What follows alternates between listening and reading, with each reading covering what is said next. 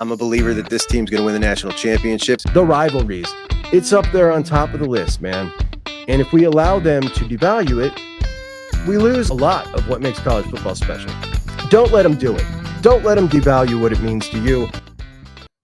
And welcome into Juck on Bucks. Appreciate you so much for joining me on a Thursday. We have got a guest today. I am doing a show with Mark Rogers of the Voice of College Football. He wrote a book, and I read the book, and I wanted to talk to him about some things in the book. And then we got to talking about all sorts of odds and ends in college football. But before we get to that, a couple of odds and ends to get us caught up on today's news and things that happened today. Of course, we've got a lot of talk about the playoff, about the Big Ten, about the SEC. We'll start with, I saw some moron today. Burt McMurphy is a guy, the mustachioed reporter, Burt McMurphy. He was writing something, and some kid wrote underneath, I couldn't stand Ohio State's out-of-conference schedule last year. It drove me crazy. It's not normal. That's the thing, though. But because Ohio State played a week out of conference last year, it gave the impression to know-nothings that Ohio State always plays a week out-of-conference schedule. And he said, we, as in college football, the community, needs to make sure Ohio State plays tougher teams because they always play cream puffs. And I'm just like, people really think this. There were people agreeing with this. Ohio State currently has home and homes with Texas, Alabama, and Georgia. You can't choose any better than that. Past home games in this century, home and homes with Texas, Oklahoma, Notre Dame, USC. That's literally all of the Blue Bloods scheduled or played because we've got two of them in our conference with us. And what else? Oregon, Cal, TCU, Miami, Virginia Tech. Like, nobody is scheduled out of conference like the Buckeyes. Nobody. Not one single team in the last 25 years has scheduled like Ohio State out of conference. And that's why it killed me to have that year. And I knew that it would have a bunch of morons thinking this, and you would be amazed at how many people agreed with him. We're like, yeah, make Ohio State do it. Anyway, I'll tell you who could use some help from their conference scheduling. Texas obviously had a weak schedule their first year in the SEC. Good on them for scheduling Michigan, scheduling Ohio State. They're trying their best. But I don't know about you. When I look at the Buckeyes schedule, I always look at the home games to decide, all right, what game do I want to go to this year if I'm going to one maybe outside of the Penn State or Michigan game? And there's years when it's just like, this is a really weak slate. This sucks. And then, to make matters worse, they dynamic price the good games. You got to pay more. Anyway, at Texas this year, their home slate is San Jose State, UTEP, Sam Houston State, Vanderbilt, Arkansas, and Texas A&M. They got one game to look forward to this year. That is terrible. They also caught up at the SEC meetings with the the Texas athletic director, Chris Del Conte. And they were asking him about scheduling of the Ohio State game. And he said, why would I want to move the game to Sunday night and have a short week for our boys who we just told were kicking off at high noon? So Chris told them they were kicking off at high noon, and 100 days notice is not enough notice for the guys to recalibrate their body clocks and play that game on Sunday night. And Chris said it was never about moving the time of day. It was just like, hey, do you want to move the day? And I go, we're not moving. We're contractually obligated to this day. And that was it. But, the craziness is, oh, my God, they said no. I got to go to church on Sunday. I mean, hot dang. He's got to go to church, man. This guy's embarrassing. They've been telling us down south that college football is their religion for decades now. And apparently it just means more to us. Not only Ohio State trying to play on Sunday, Notre Dame and Miami. Notre Dame, a Catholic Midwest school, playing on Sunday. That's bad news for Texas. That's bad. The worst news is they're going to come up to Columbus and they're going to get taught a lesson because the Buckeyes are going to win that game. And I am getting more and more confident about that. We're going to do our initial game preview looking at both rosters here next week, I think. It's about time to start getting into that game. But somebody who was watching the show, a Texas fan last week, wrote in the comments section that he's also irritated that Texas did not move to accommodate. But he said, I think you guys are missing something up there. I think this is about Ross Bjork. And I hadn't even thought about it, but I think you might be right. Why would Del Conte do anything to help Ross Bjork, his former nemesis at Texas A&M? It's a fair point. It's a really insightful point. I had not thought about it. He just might be right. Other things that came out of that meeting down there with the SEC guys. Brian Kelly, the most hated coach in college football, and it's not really close. I've done a poll, man. People hate this guy. First, he comes out and says that he can speak for the room, and then like 5 coaches after him come out and say something totally different, which is hilarious. Certainly, he cannot speak for the room. But Kelly starts talking about the Big Ten having the last 2 national championships, to which I will say, the Ohio State Buckeyes have the 2024 national championship. We're not sharing with the rest of the Big Ten. I'm sorry. That one belongs to us. You can ask Michigan if they want to share the 2023 one with the rest of the Big Ten. That's on them. But he said that their first goal, the SEC coaches, is to play Big Ten teams. They want to match up with a Big Ten team every year. And they caught up with Sam Pittman, Arkansas's coach, probably won't be for much longer. And Sam Pittman said, rather than 9 conference games, I'd rather play 8 games and then have a Big Ten matchup. Now, in that scenario, the Big Ten would be playing their 9 conference games plus a hard 10th game against the SEC, and the SEC would still be playing one less difficult game. Now, this is not a problem when you're talking about the 4-4-2-2-1-1, when the SEC is guaranteed to get 4 teams and the Big Ten is guaranteed to get 4 teams. This becomes an issue when you think about, all right, the 5-11, which is being floated as well, which is the 5 conference champions and then 11 at-large bids. The Big Ten doesn't want to agree to a system where they're playing one more conference games that includes a lot of at-large bids. So that's not going to fly, and the Big Ten coaches made that clear. Talking about out-of-conference games, Florida coach Bonehead Billy Napier, and I appreciate the hell out of this. I'm coming around on Bonehead Billy. Billy said that the Florida State rivalry game is not going anywhere. And after what we've heard from Lincoln Riley recently and Matt Rule, like hearing that from Billy is like, all right, man, props to this dude. You're winning me over. Shane Beamer said the same thing about Clemson. Matter of fact, Shane Beamer said, not only is Clemson not going anywhere, he's okay with going to 9 conference games, and he's okay with adding a Big Ten game. We're talking about 9 conference games, then Clemson and a Big Ten team on top of it. That's 11 of his 12 games against a legit opponent. And wouldn't it be great if everybody just did that? That would be so fantastic. That's all we need, man. One cream puff. Pick a cream puff in your state that you want to help out in one of those money games. Just one. Pick one, help them out with that $1 million game, and let's play some real football. As for the playoff format, word came out from the Big Ten that a lot of the coaches were interested in the 5-11, 4 conference champions, 1 G5, and then 11 at-larges. But we know that Tony Petitti, the commissioner, wants the 4-4-2-2-1-1. We know that Greg Sankey, the SEC commissioner, wants the 4-4-2-2-1-1. 4-4-2-2-1-3 now. And the bottom line is these 2 guys are calling the shots. That's what these 2 guys want. Any other talk is just nonsense outside of that. I think it's all just to gauge public opinion and whatever. We know where this is going, and that's where it's going. So, we just got to kind of resign our fate to that's what it is. And the good news to me is you're going to get those 3 out-of-conference games, which in my opinion will save those out-of-conference games meaning something. Now, I did hear my buddy Josh Pate.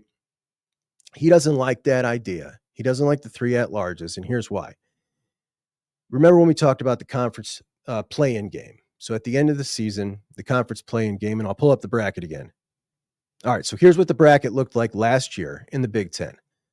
Now, he makes a great point. He wants these to be of maximum consequence. If we're going to have them and we're going to go to this format, these games got to mean everything. They got to be huge. However, if you have the at-large bids, then the loser, let's say Indiana in this circumstance, they're probably going to get an at-large bid because that's an 11-1 Indiana team And that 11-1 Indiana team is now 11-2, and they catch an at-large bid, and they probably know that going into the game. And that's why he doesn't want those at-large bids there. Now, that's the same thing Joel Klatt said. And while I understand their point, I have an issue. I have an issue with that 11-1 Indiana team that put together that body of work over the course of a season, 11-1. That's a hell of a season.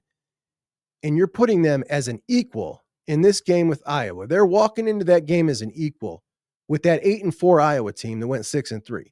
Those teams are now equal in the fact that one of us wins the game, we go on, one of us goes home. And I got an issue with that. The goal of the playoff for me as the fan is I want the very best teams in that playoff. Who's the better team? Is Iowa the better team because they happen to win that one day? Or is Indiana the better team when they put together this entire season showing us they were the better team? I don't mind that safety guard there to protect a team like an Indiana in a situation like this.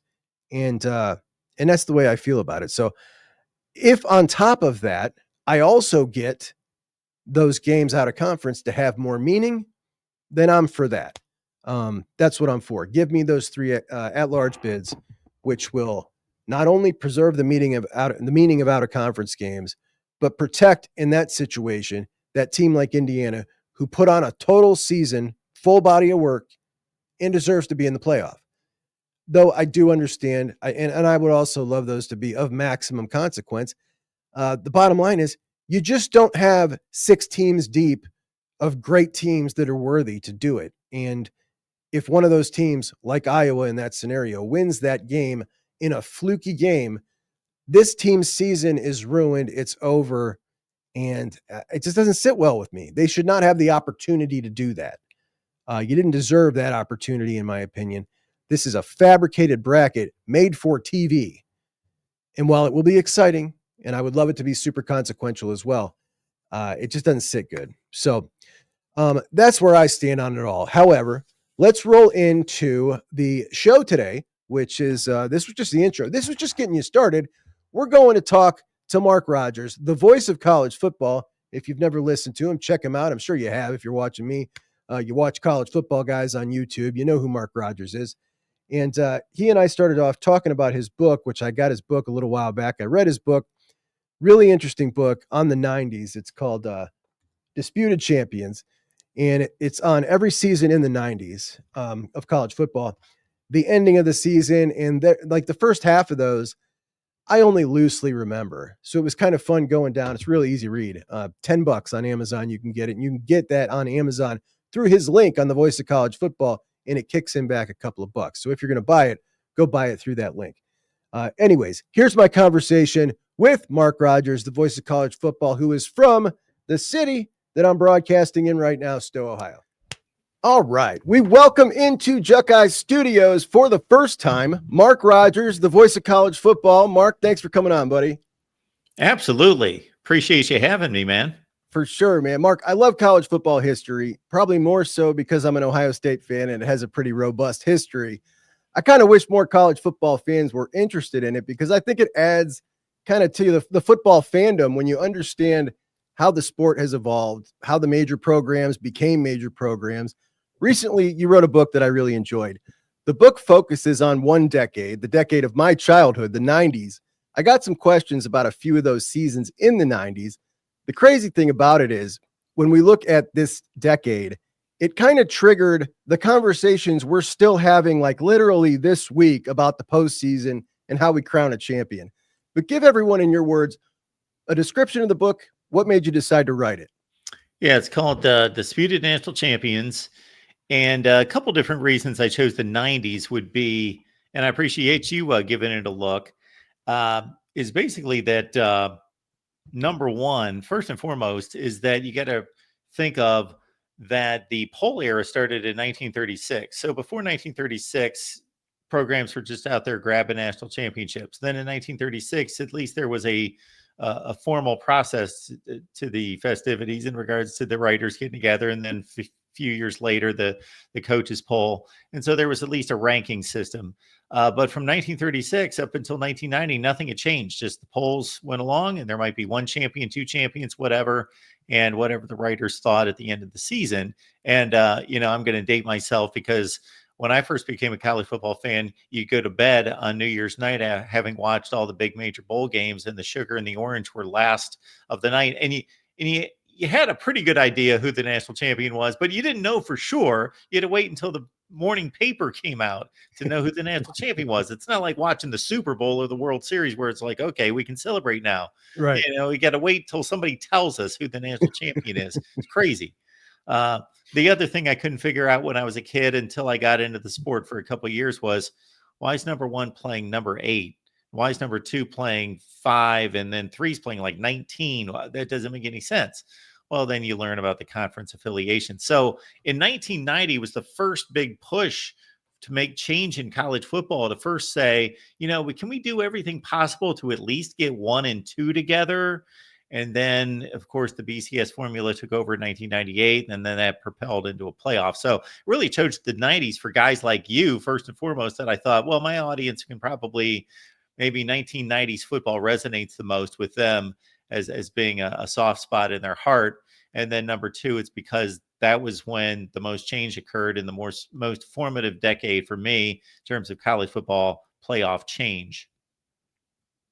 So I want to start with that 1990 season, which featured co-national champions Georgia Tech and Colorado that year. And for the younger viewers, that was the AP poll and the coaches poll, each voting a different number 1, a split national champion. That's how we got that back in the day. But that Colorado season in particular, kind of full of controversy. You had the 5th down at Missouri. You had the kind of phantom penalty at Notre Dame. They finished the year 11-1-1. Georgia Tech finishes 11-0-1. Was this a fraudulently awarded national championship? And who is the real national champion from that year? Wow. So that's one thing I didn't try to attack with the book. I basically wanted to present, okay, this is what happened every season. This is what's valid based on results, based on resume. This is who got screwed, all those other things. Because leading into this, Juck, what made me think of writing a book, although I've been writing stuff like this since I was like in junior high school. I proposed a 16-team playoff when I was like a junior in high school, writing a paper for a writing class. But was that, I had been producing some videos, and the more videos I produced where I laid out the case of why the particular season was kind of screwed up, people were like, well, what's missing in the video is we want you to tell us who you think would have won the game. And I kind of leave that out of the book. To a certain extent, I put it in terms of a projection, but I don't elaborate on, because I think it's just ridiculous to kind of go back and say, I don't think there's an issue with somebody saying, hey, this is what I think would have happened. But as you know from Twitterverse, there are people out there that they know what would have happened. Yes. This definitely would have happened. I saw a Michigan fan the other day that said, well, the 2 teams that we beat in 2023, Washington and Alabama, they were way better. They would have crushed anybody that Ohio State beat last season. Right. What? Yes, you know this. So anyway, that was kind of the intent there. But the crazy thing about Colorado is that you just outlined is they not only had the loss and the tie, but in addition, you could almost say that they lost 2 other games. They almost had 3 losses and a tie. And it's so interesting because in any other year, the other team would have had such a better resume. But Georgia Tech played in a before the fact, Florida State joining the league, a very weak ACC, and they beat like the Nebraska, who was, I don't know what they were ranked. I don't remember the ranking, was something like 16th or 17th in the country. So it's very odd to try to figure out who should win the national championship. But I think just based on being able to make it through the schedule without a loss, that Georgia Tech earned it more than Colorado, which in a sense lost 3 games. You said Georgia Tech never to be heard from again in the book. It's true. Never to be heard from again. In 1991, we had Washington, now a member of the Big Ten, split national championship with Miami, both of them undefeated. I wasn't quite old enough to be furious about the fact that we didn't get to see those 2 play. But in 1994, I was. In 94, You had Penn State, Nebraska, Alabama, all finished the regular season undefeated. Bama gets kind of screwed, has to go to the SEC championship. Nobody else has to play one. They knocked themselves out, losing in the SEC championship to Florida. And then you got Penn State and Nebraska. Both polls vote for Nebraska. That Penn State team was awesome. I remember it vividly. That Nebraska team was obviously great as well, but they didn't get a chance to play. And that was the first year I remember being furious that we did not get to see that. Penn State had just won, 2 national championships in the 80s, and they had no recourse here after a perfect season. If I was a Penn State fan, I would be claiming that national championship. I would want to split there. We've seen crazier splits than that, Mark. Absolutely. And I guess I'm dating myself to say not only do I remember that season, but I was in Atlanta, not just like watching from the stands as a 10-year-old. I was covering the SEC championship game when Bama lost by 1 point to Florida to knock themselves out. Ugh. But yeah, that's every other situation like that, i.e. the one you just pointed out, Miami, Washington, and then Michigan, Nebraska, 97. It was almost like there was this orchestrated communication behind the scenes to say, you know what? The writers will vote for Michigan, and then the coaches, you vote for Nebraska just to make it fair. And that wasn't done for Penn State. And for those lazy voters that didn't pay attention, I believe I outlined this in the book, there were 2 consecutive games where Penn State took on Indiana and Illinois. Mhm. They really had control of these games. They did let the final score get out of hand to a certain extent and become a little bit closer. That knocked them from the number 1 spot. They never recovered. But the fair and right thing to do was that Penn State was playing in a legitimate top conference, tough schedule, just like Nebraska. You can't make a decision on who's better. Just one should get one poll and the other one should be awarded the other poll. That would have been the fair thing. And yeah, if I'm Penn State, I'm claiming a national championship. Absolutely. I want to talk about Alabama that year, just to get your opinion on something that we're seeing happening today. So Alabama plays the SEC championship that nobody else has to play, and they get knocked under 2 teams that are idle. We look at last year in the Big Ten championship situation. Penn State was ranked above Ohio State. Penn State loses in the Big Ten championship. They showed themselves well against Oregon. Well, now Penn State's 11-2. Ohio State's 10-2. Ohio State won head-to-head. Penn State remained ranked above them, and I agreed with that decision. A lot of my audience was pretty mad at me about agreeing with that decision, but here's why. I don't like the general idea that a team has to play an additional game that they earn their way into, falling below an idle team. And people countered to me saying Penn State had the opportunity to gain an advantage from the win, so there has to be consequences. And my counter to them was there was a huge consequence.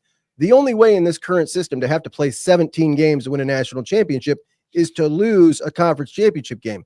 Everybody else has to play 16.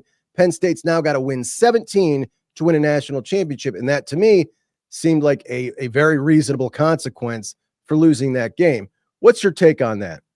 Well, my take goes both ways, because the latter part of your point was the one that I was making as soon as this format was announced, to say, wait a minute, you're one of the best teams in the country. You got to go play a conference championship in the SEC or the Big Ten. You lose, you get knocked down, you get even more beat up, and you got to play right away. And you got to play a 17-game season to win a national championship. Not fair at all.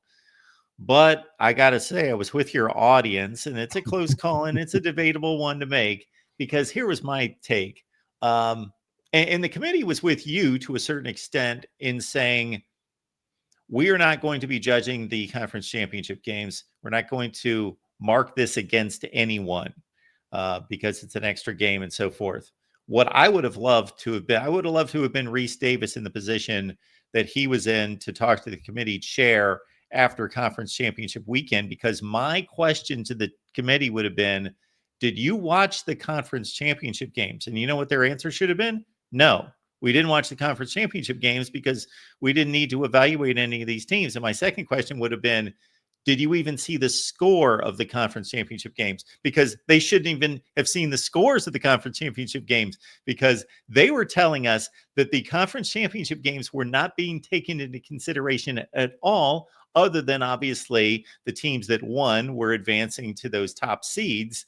But otherwise, they were not taking those into consideration. So they shouldn't have watched them. They shouldn't even have known the scores of the games.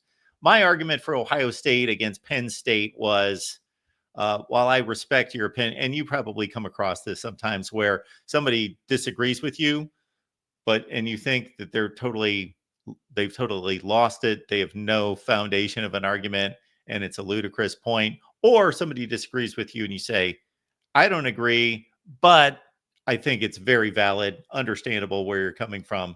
And this would be one of those deals because I think it's a close call.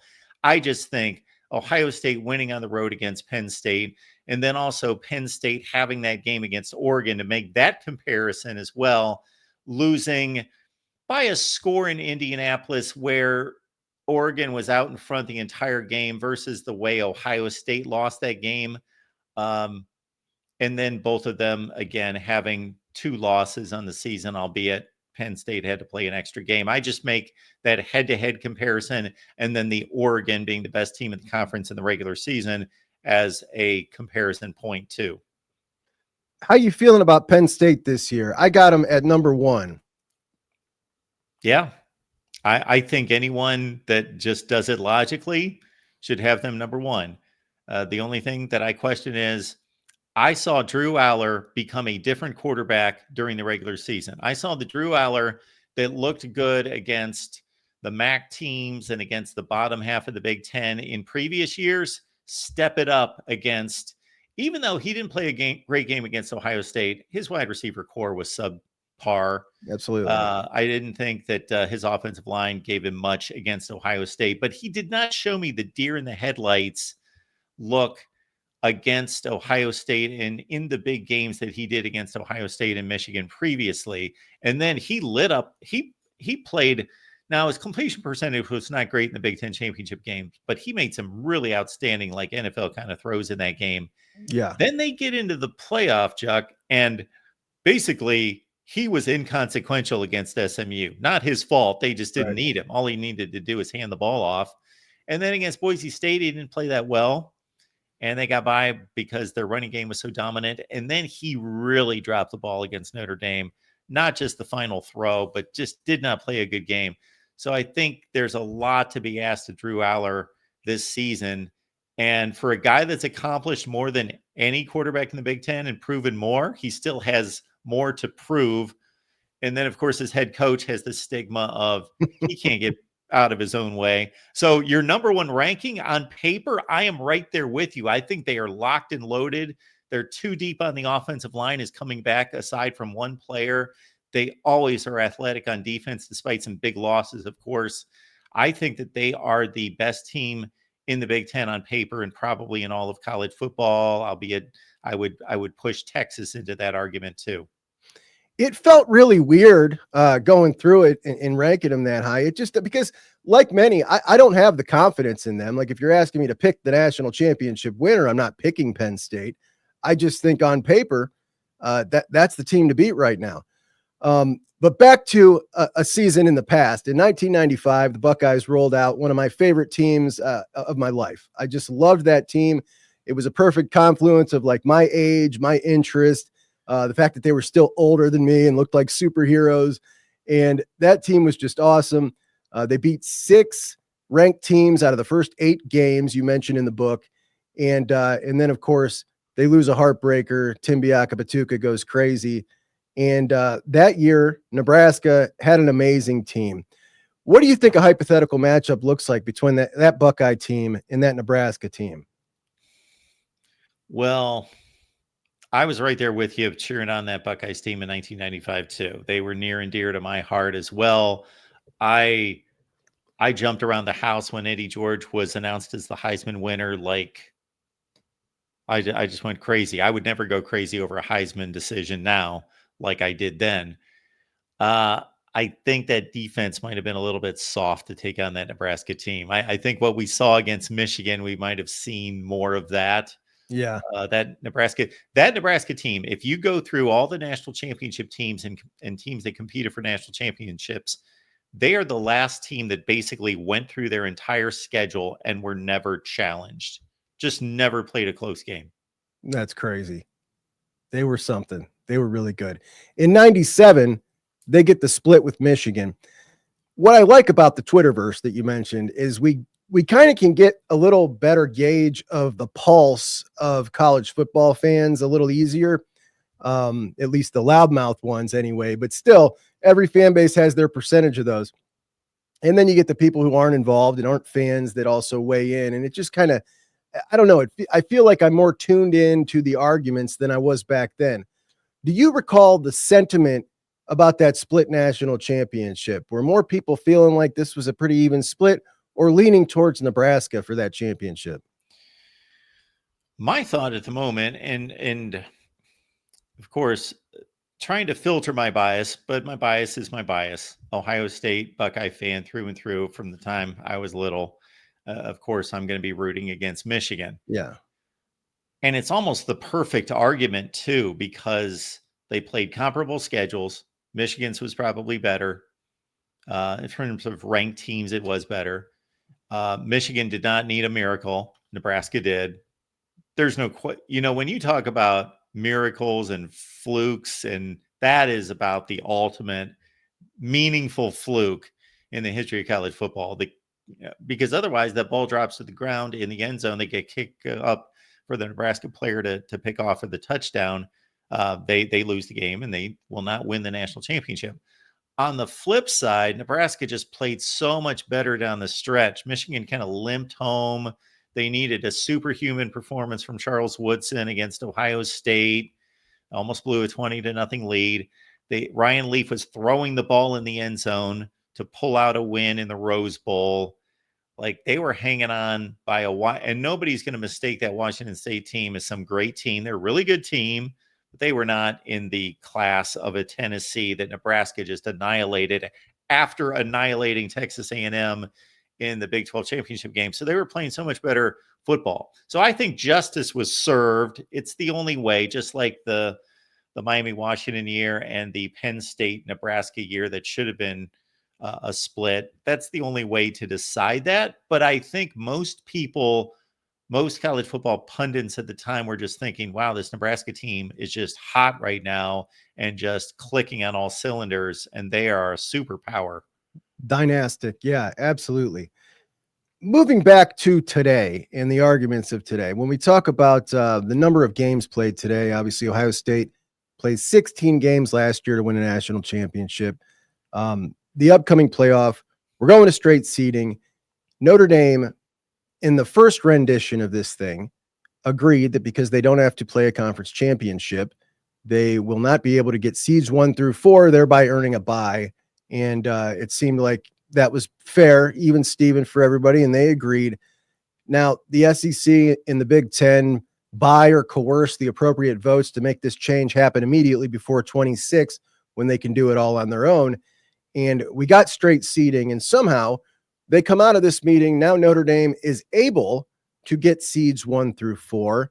And when we look at games played, the only way you can play a possible 15-game schedule to win a national championship is either be Notre Dame and get a 1 through 4, or be a 3 seed in the Big Ten or the SEC that doesn't go to the conference game and ends up getting rated one of the top 4 seeds, which is almost impossible to happen.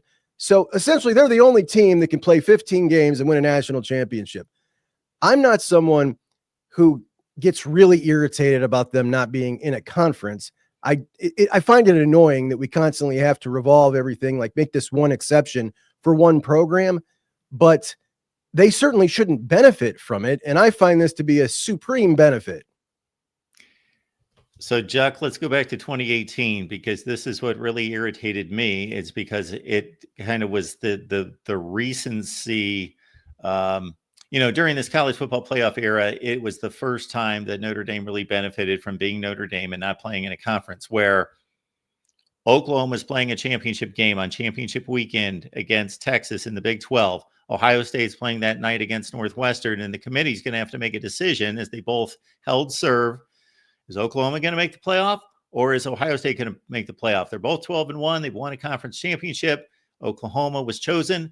I'm not saying that that was the wrong choice. I don't think there was a right or wrong choice. That's my point, that they were playing in conferences, had to play that weekend while Notre Dame sitting on the couch watching. And of course, Ohio State gets left out because they had the egregious loss to Purdue. And Oklahoma got to avenge their loss against Texas. People would argue, well, Notre Dame went undefeated. They were 12-0. Well, Notre Dame then went to the playoff and played a Clemson team in a conference in which they have a contract to play 5 or 6 games a year. And they got annihilated 30-3. That should have been the ACC championship game. So, Juck, at the time, I'm saying that should be the ACC championship game. And then we would know, okay, if Notre Dame wins, they're in. If they don't, as they got pasted, they're not. And then we can have both Ohio State and Oklahoma in the playoff. And then lo and behold, what happens 2 years later?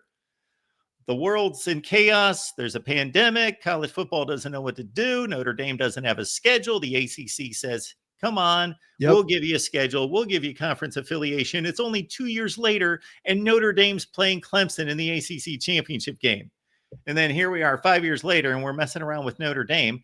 I don't fault Notre Dame at all. A lot of Notre Dame fans get after me, and Notre Dame is going to look after their best interests. I don't fault Notre Dame. I fault the system. I fault that we don't have a governing body that's strong enough, or a commissioner to say, no, this is not, like my book, the early 90s, where South Carolina, Louisville, Florida State, Miami, we could keep going. Penn State, Syracuse, they're all independents. We got a ton of these. No, we got one left. Yeah. That's meaningful. We got one left. You got to be in a conference, or we're going to really give it to you. Stick it to you. Yeah. They can make it happen. Instead, they're getting a benefit. This is crazy to me. Yeah, it's crazy. I had somebody put in my comments the other day, Notre Dame being an independent is one of the great traditions of college football, and I about lost it, man. Are you kidding me? Anyway, the Big Ten and the SEC, everybody obviously signed total control over to them in that memo we saw that leaked from that not too long ago. I was blown away at how fast they all caved, but really, they don't have any leverage in this situation.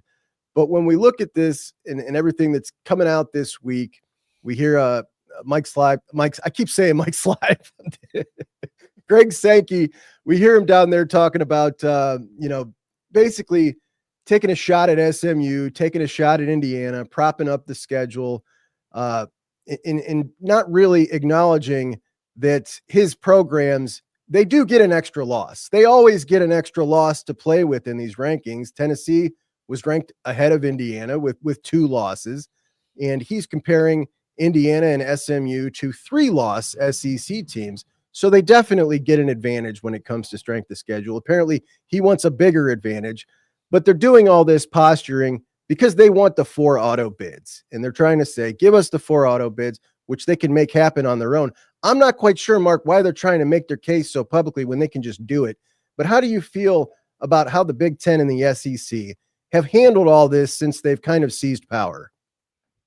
Well, Tony Petitti had just taken over for Kevin Warren as Big Ten commissioner and made a statement that really resonated with me. I posted a video because he said, here in the Big Ten, it's going to be important, and we're going to make some changes to play more meaningful games with our best teams, our elite teams, playing more times against each other in late October and throughout November. And then his next sentence was, and just as important is going to be to get as many Big Ten teams in the playoffs as possible. And I thought, my initial reaction was, those are contradictory statements. Yeah. You can't play because you're going to weight down the record. So we're not going to get more teams as the Big Ten into the playoffs. And I thought, he's got something up his sleeve. They're working something out because he knows what he's talking about. And lo and behold, they're going to go to most likely automatic qualifiers, which I don't agree with. So, Juck, in my position, I would love to see an objective system, and I'm not stating that it's easy like the NFL, Major League Baseball, where you have a smaller group of teams and they play each other more often and you can just have an objective system. But I still believe it's possible. I've worked on it. I've presented different models to have an objective system. But for as long as we've had this committee, the committee hasn't really screwed up. Do I totally agree. agree with their list of, I love how they have a list of some people will criticize the committee and say they just make things up. Well, they don't make things up. They just have a list of criteria and they just apply them. They just grab different criteria to different situations they don't apply the same criteria, but they have their list that they go by and apply it in different situations. But I can't point to any big screw up since 2014. I had a couple different opinions on a couple selections, but basically even in this 12-team playoff last year, I thought they did a commendable job and got it right with the teams that earned the spots. So if you're going to entrust them to make the selections, then just entrust them to make the selections, not say, well, we need 4, 4, 2, 2. Let it play out and let the conferences, if the Big Ten's that good, if the SEC's that good, they will earn the 4 spots. So clearly they want to make this happen, and particularly Petiti with the automatic qualifier to do this conference play-in system, which is something I'm going to pull up here for anybody who's not seen what this bracket would have looked like last year. I just put this together. So basically what you've got in last year's Big Ten, and the issue I've got with this thing is you've got Indiana playing Iowa. Iowa was also played a weak schedule, by the way. Indiana, everybody wants to knock them for their schedule last year. Iowa's was also very weak. And I have got an issue with Indiana putting together this season body of work. And then Iowa, when they walk into that game, Iowa's season body of work, nowhere near the level of Indiana's. And they're on even footing when they walk on that field. And the winner is advancing and the loser is going home. Doesn't that diminish Indiana's huge body of work that they put together over the course of a season? Chuck, I think what you've outlined here in putting together last year's results is something that we would see if we went year to year. And this is what I do every time there's some kind of format proposal. I just go back through history, especially in the playoff era, and throw together exactly what you did there and said, okay, what would this have looked like in the other seasons? And we know that even with the influx of the 4 teams from the West Coast, the Big Ten's a top-heavy league. And then there's usually, after about 3 or 4, it slides off. And I don't think there's any question that if we went from year to year, we would see a lot of seasons where that number 3 team in the Big Ten is really good. And especially now with Oregon and USC coming in, they could be a top 5 team in the country, top 6, 7 team in the country at number 3. And then it starts to really get into that Iowa class and former Wisconsin class of good teams, but teams that should be spending New Year's Day in Tampa or Orlando. And, and so, there's a huge difference between, actually, that could have been even more accelerated by Ohio State beating Michigan. Well, I guess they would have been in the Big Ten championship game, but I was just going to switch Indiana and Ohio State playing Iowa after they clocked them by 4 touchdowns earlier in the year, having to do that. I think that that's a fun exercise. Like, I think the year that the COVID year, when a lot of the conferences said, you know what, we're going to do the final weekend. The Big Ten did it, but it didn't really work out because so many teams opted out that they said, we're going to make it a open flex schedule the final weekend. And we're going to match up the teams based on their seedings. And it's just kind of fun because you don't know who's going to play the last weekend. Now that would screw up Ohio State, Michigan, but still a interesting exercise. And what I would agree with, if that were the case, is if that would just be another data point. If that was just another 6 beat 3, that's an amazing win. That's great. That really boosts them possibly. But the entire thing's still taken into consideration, not automatically you're 6, you won, you're in. Yeah, there's no doubt that what you create there is exciting games. I mean, winner take all the stakes, all the marbles on the line. And those are a couple of extremely, huge stakes games for the programs. But ultimately, when we're looking at Indiana in that case, should they lose, they are now 11-2. What do we want in the playoffs? We want the best teams in the playoffs. We don't want to see blowouts in the playoffs. So in this particular case, and when we talk about the 14, the 4-4, 2-2, 1-1 model, or the 16, which has the 3 at-large bids. This is one of the reasons why I'm for the 3 at-large bids, and other people are against it. They don't want what they're calling a safety net to be there for that team like Indiana. I think that it should be there because that team deserves to be in the playoffs, and there are so many fringe teams who are going to get in that don't deserve it, in my opinion, when you look at Iowa in that particular case.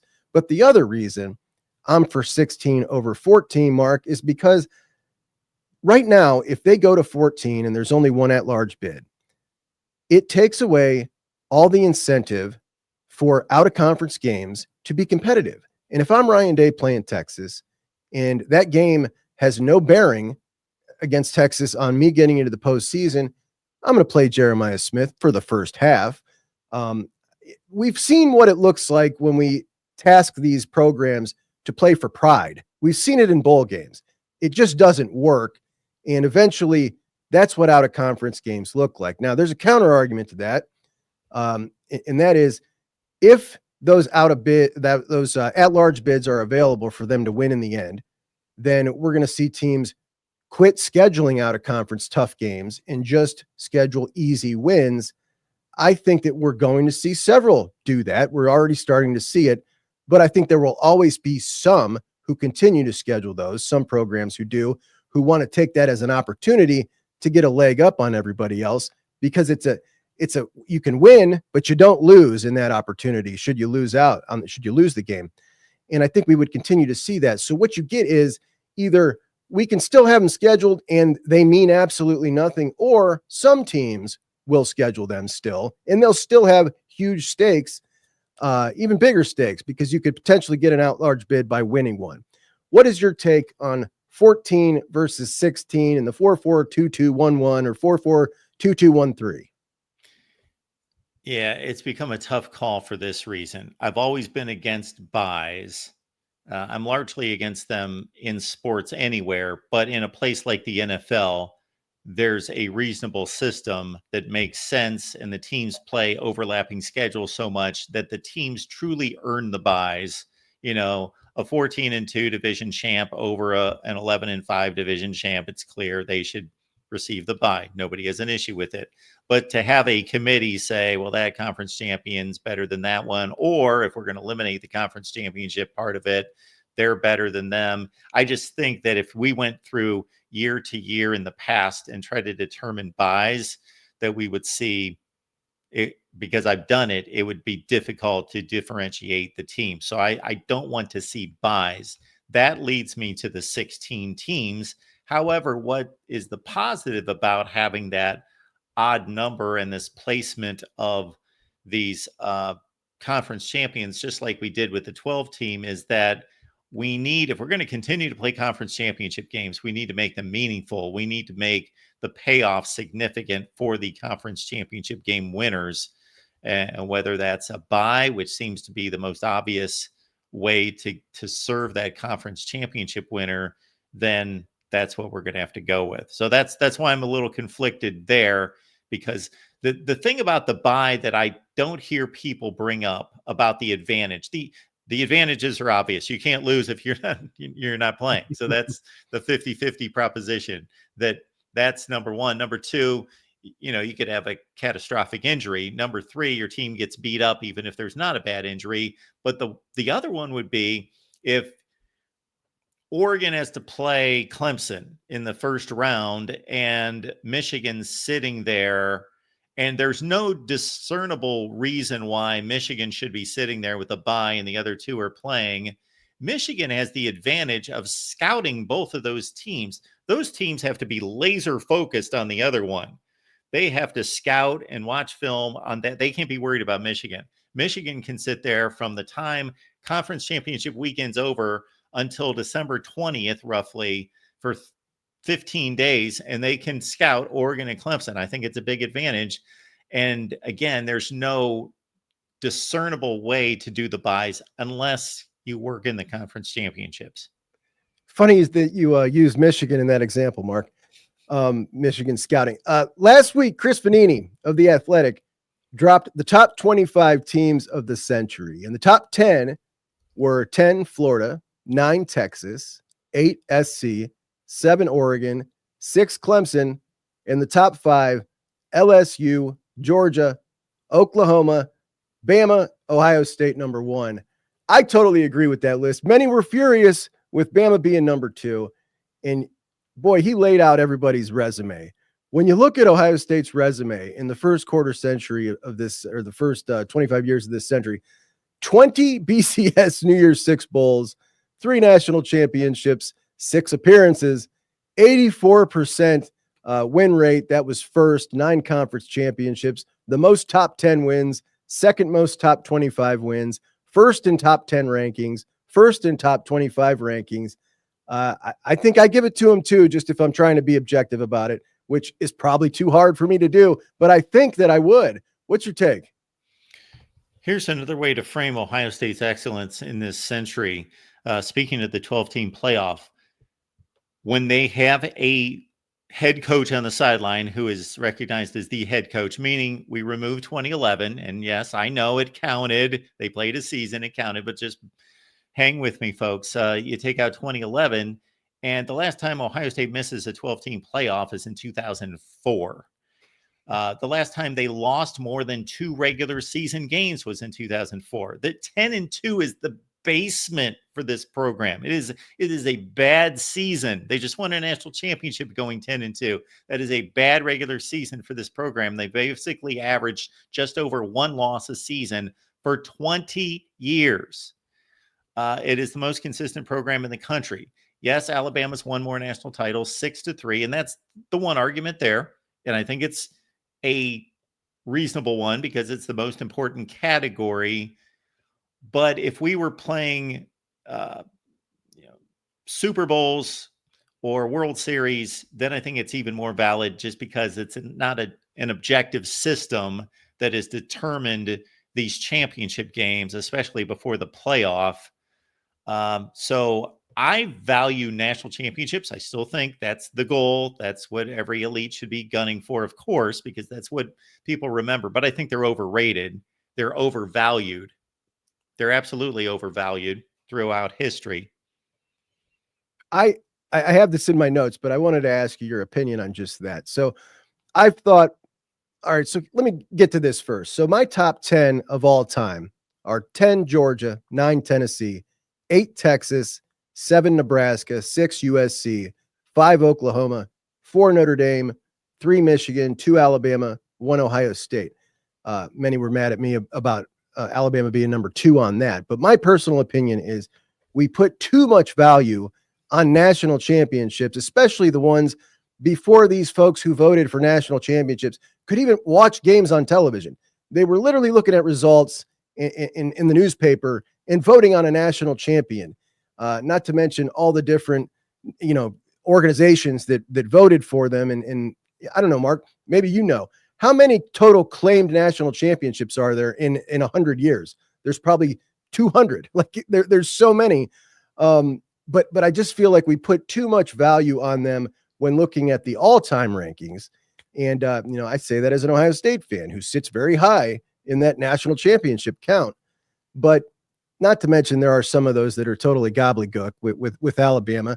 Ohio State has one of those too as well that they claim. But regardless, I've always felt that way too. We put a little too much emphasis on that.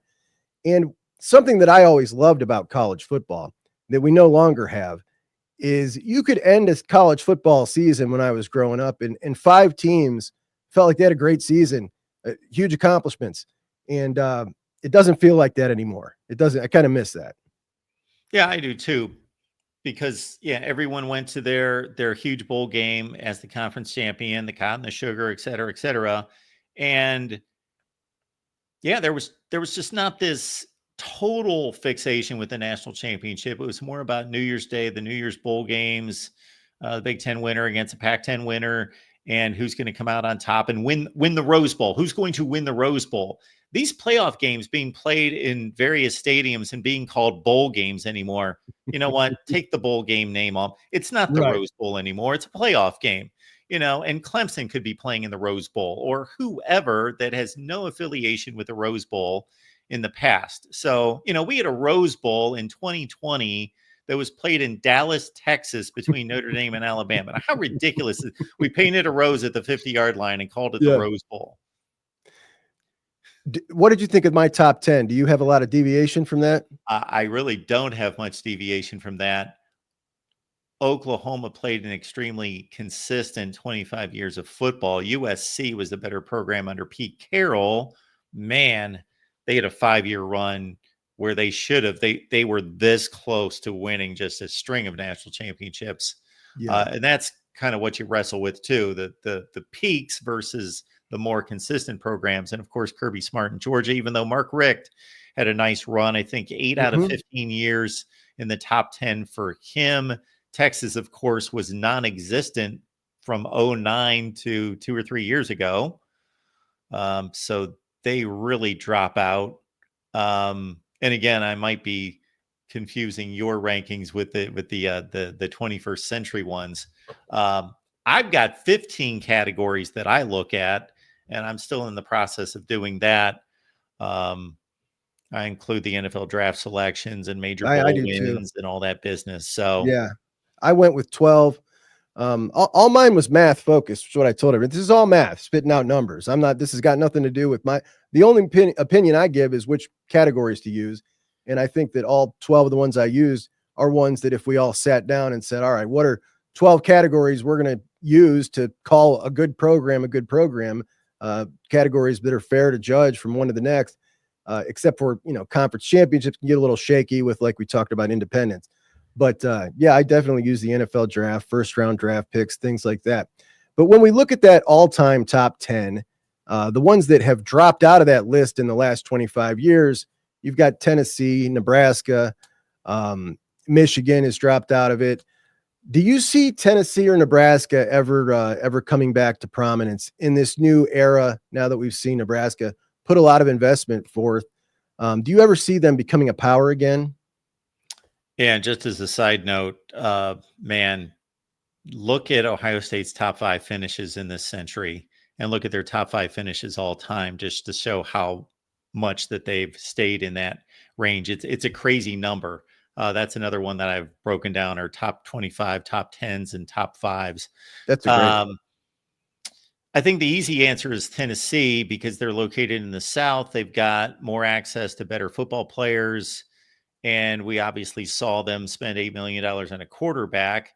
And not that Nebraska is not investing, like you just mentioned, and that Tennessee obviously right now has a proven coach. And I really like Matt Rule, but Josh Heupel is one of the best offensive minds in college football. And they just put together a 10-2 season, and they put it together a nice 3 to 4 year run. So Nebraska really still has a recruiting disadvantage, even in this day and age, and have shown us very little in 25 years. Matt Rule gets trashed here at Juck on Bucks, Mark. Matt Rule is like enemy number one, canceling the spring game, making up his cockamamie excuse. All he had to do was wait till the portal closed to have that spring game, canceling the game with Tennessee. Most recently, talking about, tells Urban Meyer, why would I play those games when they made an excuse for canceling about seating? They had less seating. And then he comes clean and says, no, why would I play those games? He is a villain. He's the enemy of college football fun. I can't stand him. He is a good coach. I would feel really good about him if I was a Nebraska fan for sure. But anyway, Mark, I appreciate you so much for joining me, bud. Again, excellent book, everybody. Disputed National Champions, to learn about the 90s and what happened. It's a great read. It's got everything you need. It even lays out, all right, what would this season of 1990 look like in the 4-game playoff system, in the 12-game system, even the proposed 16, or did it 14? Did we have 16 in there yet? He's got it all, man. The dude, the college football historian. Always love your talking points. The legend of YouTube, the voice of college football. Thanks, Mark. Appreciate the conversation, man. Thanks for having me. Absolutely, buddy. Have a good one. All right. Thanks, guys. Hope you enjoyed. If you're still here, I know you like the show. Please go ahead and hit that like button for me. Subscribe if you're not subscribed. And I will talk to you tomorrow. Juck on Bucks out.